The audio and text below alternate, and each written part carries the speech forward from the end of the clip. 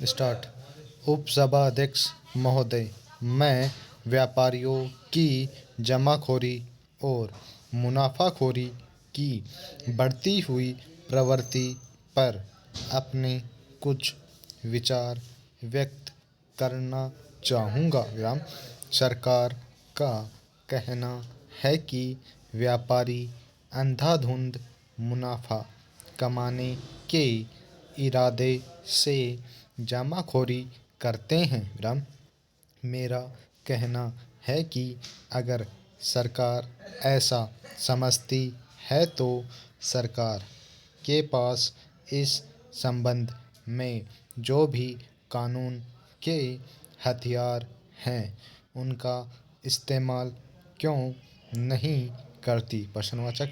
लेकिन क्या आप समझते हैं कि सरकार ऐसा करेगी और ऐसे कानून के हथियारों का व्यापारियों के प्रति प्रयोग करेगी जो जमाखोर हैं।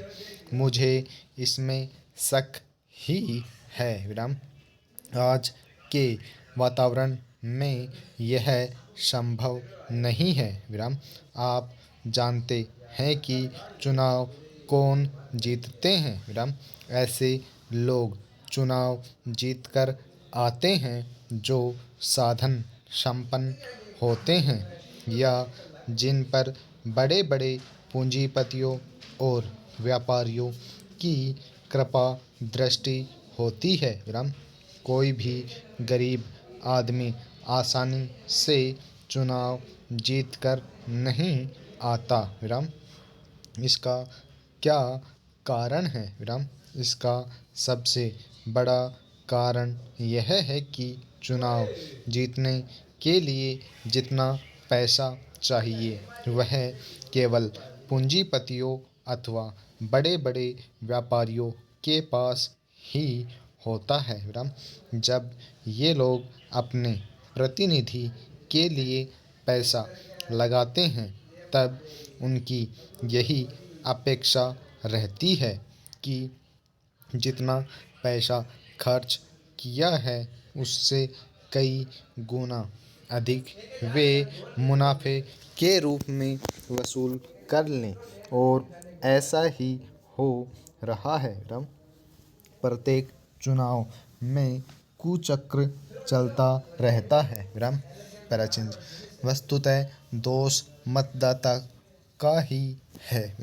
चुनाव के दिनों में मतदाता चुनाव पर किए गए भारी भरकम रकम तथा उसके स्रोत की ओर देखना बिल्कुल महत्वहीन समझता है।